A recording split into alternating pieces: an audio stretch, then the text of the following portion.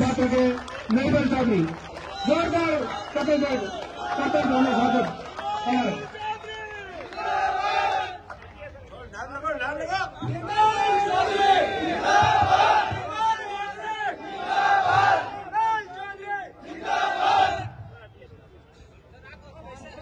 श्री वीर तेजा छात्रावास परिवार में मंच पर आसीन वार्डन श्री अशोक कुमार चौधरी जी, बड़े भाई महादेव खदाव जी, राजस्थान विश्वविद्यालय से पूर्व महासचिव, एनएसयूआई के पूर्व प्रदेश अध्यक्ष और युवा कांग्रेस के प्रत्याशी बड़े भाई अभिमन्यु पूनिया जी, बड़े भाई महेंद्र मान जी, ओम डूडू जी, बाबूलाल जी सारण, भंवर जी, दिनेश जी, श्याम जी, बाटर विष्णोई जी, राव रिडमल जी, राजेश नैन जी, चंदू जी पीटीआई और समर्थ हॉस्टल वे नौजवान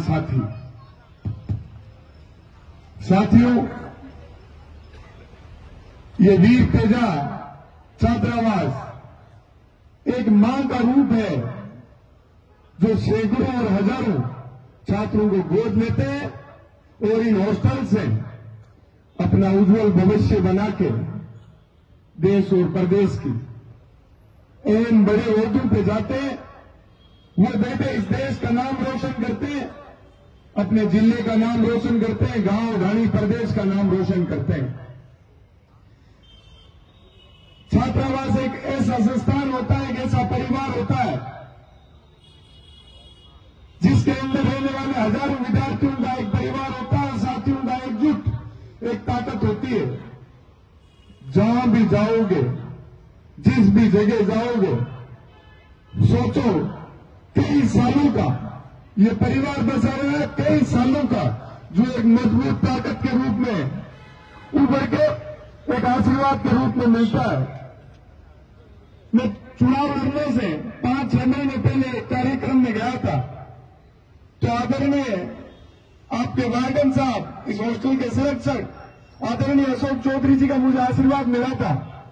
इन्होंने कहा, बेटा मेरा तेरे ऊपर पूरा आशीर्वाद है, मेरे साथ साथ पूरे वीर तेजा छात्रावास पूरे परिवार का तेरे ऊपर आशीर्वाद रहेगा। तू अध्यक्ष बन के लौटना वापस आशीर्वाद लेने के लिए। जब मेरा चुनाव का समय था, संघर्षशील समय था, कठिन समय था, उस समय आपके हॉस्टल के कई बड़े भाइयों ने मुझे आके आशीर्वाद दिया। उस संघर्ष के समय में मजबूती थी। बड़े भाई महादेव जी खदाव, महेंद्र जी मान, जब ये लोग आए मेरे बुरे समय में मेरे साथ खड़े रहे, मैंने उस दिन ठान लिया था कि आपके इस तेजा छात्रावास परिवार का मैं जीवन पर्यंत ऋणी रहूंगा। जहां भी मुझे मौका मिलेगा मैं आप लोगों के अधिकारों की, हकों की लड़ाई मजबूती से लड़ने का प्रयास करूंगा। यह आज का दिन मेरे लिए सौभाग्य का दिन इसलिए भी है कि करनाल के अंदर सत्यवादी वीर तेजा जी महाराज का आशीर्वाद लेने के लिए जब मैं मंदिर के प्रांगण में पहुंचा था, तो मुझे एक ताकत से आई थी, एक एनर्जी मिली थी कि मैं और दोगुनी ताकत से दौड़ूंगा और प्रदेश के युवा साथियों की आवाज को बुलंद करने का प्रयास करूंगा। जिस प्रकार से मैं आपके इस छात्रावास परिवार के अंदर घुसा और मुझे सामने दिखाई दिया श्री वीर तेजा छात्रावास, तो वही ताकत मुझे यहां आके भी उसी प्रकार से महसूस हुई। मेरा ब्लड प्रेशर बढ़ गया, एक अलग सी ताकत मिलती है। संगठित परिवारों में जब जाते, वार्डन साहब कह रहे थे मुझे दुख होता है कि आप जोधपुर नहीं जीत पाते हो। वार्डन साहब मैं आपको बताना चाहता हूं, धीरे धीरे आपका तेजा छात्रावास, आपका तेजा परिवार पूरे देश के अंदर आपके छात्रावास का, इस परिवार का नाम रोशन करेगा और इस वीर तेजा परिवार का झंडा गाड़ेंगे हर जगह। लेकिन उसके लिए अपने को संगठित रहना है, मजबूती से रहना है, एक मंच पे रहना है, एक साथ रहना है। अपन इतने कमजोर लोग नहीं है जो जाति समाज धर्म के ऊपर वोट मांगे और जाति समाज में राजनीति करें। ये तेजा, ये श्री वीर तेजा नाम उस नाम से लिया हुआ है जो हजारों साल पहले सर्व समाज की रक्षा करते हुए, सर्व समाज की लड़ाई को मजबूती से लड़ते हुए अपने आप की बलिदानी दे दी थी। तो अपन लोगों को उस बलिदानी के लिए तैयार रहना है कि जिस देवता को अपन पूछते उस देवता के बारे में अपने को पढ़ना भी चाहिए कि अपने लोक देवता ने ऐसा क्या कार्य किया था कि अपन सब लोग आज उनकी पूजा कर रहे हैं, उनके नाम के हर जगह मंदिर बना रहे हैं। तो अपने अंदर ताकत होनी चाहिए सर्व समाज के हितों की और उनके हकों की लड़ाई लड़ने की, उनकी रक्षा करने की। अपने को आज जरूरत है तो अपनी ताकत और अधिकारों के बारे में जानने की ताकत है, जरूरत है कि अपन कितने ताकतवर है, अपने अधिकार कितने हैं। अपने को गांव ढाणियों से, कमजोर वर्ग से जो लोग आते हैं उनको एक ऐसा मंच देना है कि वो अपने माता पिता के सपने पूरे कर पाए, समाज की उस उम्मीद पे खरे उतर पाए। क्योंकि पीड़ित और शोषित वर्ग के लोगों को अपन आगे बढ़ाएंगे तो सोचिए उनकी कितनी पीढ़ियां अपन लोगों को आशीर्वाद देगी, दुआएं देगी। लेकिन उसके लिए अपने को याद रखना है, तो एक बात याद रखनी है कि जिस प्रकार से अपनी शुरुआत होती है और अपन 0 से शुरू करते हैं और 100 के आंकड़े पे जाके हीरो बनते हैं, तो अपने को अपने जीवन का एक एक पल याद रहना चाहिए कि मैं संघर्ष करके किस रूप में इस पद पे पहुंचा हूं। तो मेरे हजारों भाई बहनों को मेरे को मजबूती देनी है और उनके बारे में ध्यान रखना है और उनको हमेशा वो जिस भी मंच पे आना चाहे उनको मजबूती से ऊपर खींचना, उनकी ताकत बननी है, न कि अपन उनको डिस्टर्ब करें। अपन ये सोचेंगे कल कोई अपने बराबर आएगा तो अपनी वैल्यू कम हो जाएगी। अरे सोचिए इस देश और प्रदेश का विश्व अटल पर कितना बड़ा नाम होगा। तो ये सोचने की जरूरत है। जो आज मजदूर और किसान वर्ग की बात करते उन लोगों की कोई सुनता नहीं। जब अपन लोग कोई पद पे नहीं होते तो क्या करते हैं, किसान गरीब मजदूर की बात करते हैं। जब बड़े ओहदे और बड़े पदों पे चले जाते हैं तो उद्योगपतियों की गुलामी का झंडा उठा लेते हैं। मैंने अध्यक्ष बनते सर्वप्रथम मेरी जीत को किसानों के नाम दर्ज कराया था। क्यों कराया कि शुरुआत की है मैंने, जिस प्रकार से मैंने शुरुआत की थी, इन किसान परिवार के लोगों ने, युवाओं ने मुझे आशीर्वाद दिया। मैं आज जोधपुर आ रहा था तो एक अपनाइत की भावना जगी मेरे अंदर कि सड़क पर जगह जगह लोगों ने मुझे आशीर्वाद दिया, मेरा स्वागत किया, अभिनंदन किया।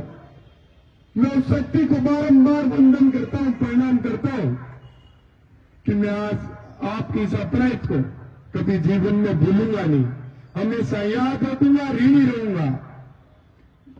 मैं चुनाव तो छात्र संघ अध्यक्ष का जीता हूं, प्रेसिडेंट बना हूं, लेकिन आपको एक बात कहता हूं, मैं मेरा जीवन जी रहा हूं एक छात्र शक्ति के सेवक के रूप में। मेरा धर्म कभी मैं भूलता नहीं कि छात्र शक्ति ने मुझे किस लिए चुना है। मैं जो भी गांव ढाणी गरीब परिवार का, जो गली मोहल्ले का स्टूडेंट उस प्रदेश की बड़ी राजधानी में आता है, वहां उसकी कोई आवाज सुनने वाला नहीं मिलता है। वहां मैं उसको बड़ा मंच देता हूं, उसकी आवाज बुलंद करने का कार्य करता हूं कि मेरे से कोई भी, मेरी टीम से मेरे से कोई समस्या लेके कोई स्टूडेंट आया हो और वो यदि असंतुष्ट होकर चला गया तो मैं कई का अध्यक्ष, मुझे अध्यक्ष रहने का मेरा धर्म ही नहीं है। फिर मुझे छात्र शक्ति ने चुना किस लिए? उनके अधिकारों की और उनके हकों की रक्षा करने के लिए चुना है कि हमारी आवाज को जहां भी कोई दबाएगा, कुचलने का प्रयास करेगा, वहां उनके साथ मैं जाके मजबूती से खड़ा रहूं, उनके संघर्ष में कंधे से कंधा मिला के उनके साथ खड़ा रहूं। और मैं रहता हूं, मुझे बड़ा गर्व फील होता है कि मैं एक छोटे से गांव से आके प्रदेश के सबसे बड़े विश्वविद्यालय को जीता। कैसे जीता? आप सब लोगों ने आशीर्वाद रखा। संपूर्ण किसान कौम ने मेरे को जहां भी मैं कमजोर पड़ता हूं तो आप लोग आके मेरे को मेरे हौसलों को मजबूती देने का प्रयास करते हो, तो मैं हमेशा जीवन में आपको कभी कमजोर नहीं पड़ने दूंगा, आपकी कभी आवाज को कमजोर नहीं पड़ने दूंगा। साथियों, मैंने इतनी बड़ी जीत दर्ज की बिना किसी संगठन के, बिना किसी बड़ी पावर के। वो किस आधार पे? आप सब लोगों की दुआओं और आशीर्वाद से। तो उसको मैं कभी भूल नहीं सकता कि आज मुझे बड़ा आप लोगों ने नाम दे दिया। वो नाम मैं हमेशा याद रखता हूं कि आप लोगों का दिया हुआ आशीर्वाद है। यदि मैं न्याय के रास्ते को छोड़ दूंगा, इंसानियत का धर्म भूल जाऊंगा, तो जिस प्रकार से आप लोगों ने आशीर्वाद दिया, आप लोग आशीर्वाद छीन भी लोगे। क्योंकि आपने देखा होगा कई लोग एमएलए बनते हैं, दोबारा एमपी एमएलए नहीं बन पाते हैं, क्योंकि ये जनता उनको अपना सेवक का रूप देके चुनती है और वो राजा बन जाते हैं। वे भूल जाते हैं कि हम लोग इस जनता के सेवक हैं।